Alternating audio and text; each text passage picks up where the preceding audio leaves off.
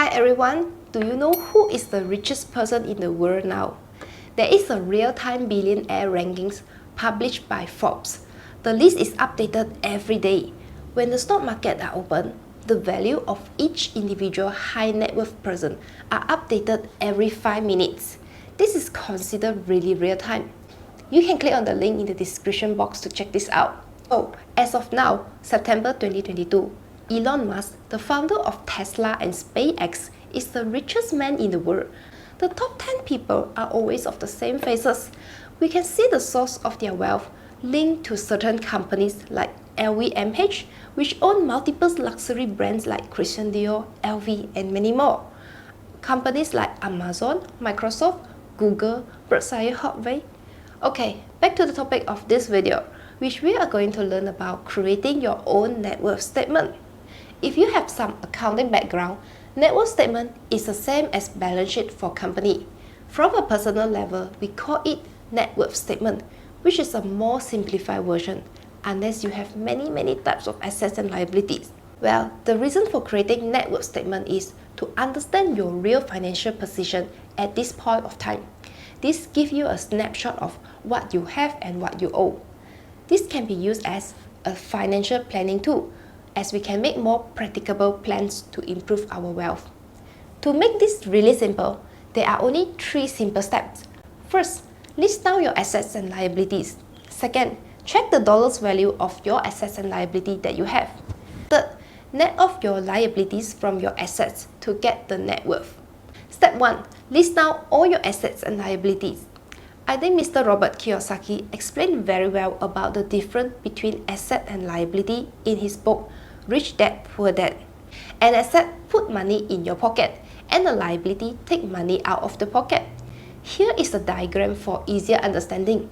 The balance sheet, or we call this net worth statement, simply divide into 2 columns, one for assets and one for liabilities. This is linked to income statement, consists of your source of income and expenses. Now, list down all the assets that bring in income to yourself. For example, rental properties that can bring in rental income, stocks or bonds that can bring in dividend income. Assets that bring in income are good assets, but there are also assets that we own and we can sell it to liquidate or getting money by selling. Those can either be appreciating or depreciating assets, but they have value. In simple words, just list out all the things that you have and you think you can sell it in the market. For example, stocks, even though not paying dividend income, it is an asset. When you sell it, we can get some money, which is equal to the market price.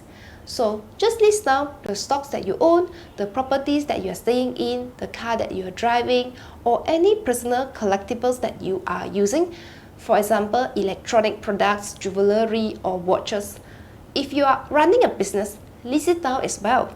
Not to forget, cash and bank balances, including fixed deposit, are liquid assets. Then, list down all the liabilities in the other columns that you have to pay money back to other people or banks. All types of loans like home mortgage loan, car loans, student loan, personal loan, business loan, credit card debts. These are some of the examples that you can make reference to. Step 2. Check the dollar values of the assets and liabilities that you have. Here is the tricky part. We definitely should record the cost price for buying the assets for reference when we want to understand the real gain or loss. The real value that reflects in the net worth is the current market value. For example, you might be buying the 10 Apple stocks at $120 each. This is the cost price. But for current market, let's say the market price of Apple stock has already gone up to $150 each.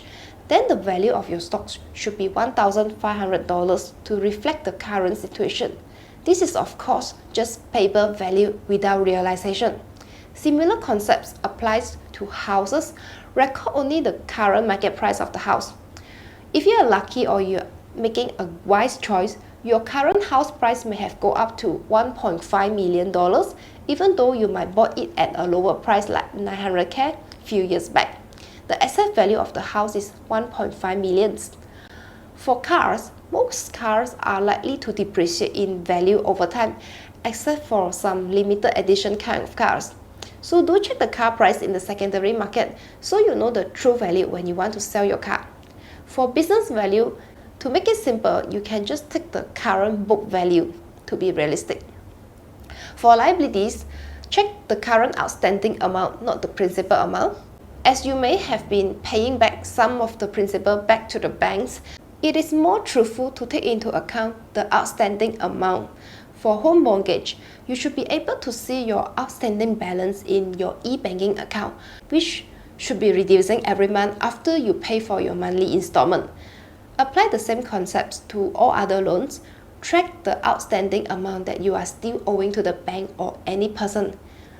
The money that you owe your friends is also a part of the liabilities, right? Something that might be eye-opening while doing this, you may realize that some assets, the current assets value could be lower than the outstanding loan amount. This is what we call depreciating assets. Step 3, also the last step, count your net worth by using the formula total assets minus total liabilities. This reflects your current net worth at this point of time.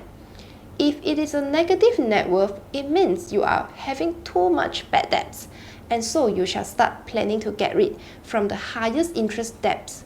If it is a positive net worth, congratulations, you are on the right track and probably has not made any decision that screw up. Okay, use this as a starting point to plan your next investment goal. Here is a benchmark of average and median net worth breakdown by age group for the 20s, 30s up to 90s. Those are in USD dollars for reference. I personally think that this is not so meaningful for retirement planning. I think we can start to set goal with the 4% rules to have the portfolio value equal to 25 times of our annual expenses. So first step is you must understand your monthly expenses. Okay, this 4% rules is based on the assumption that we can make 4% as rate of return every year from the portfolio. Then it will be just enough to sustain and pay for our expenses without depleting the portfolio. Well, again, this is just a guideline and possibly something for us to set as a starting point. Do share with us if you have any comments. Click on the like button and subscribe to our channel to support us.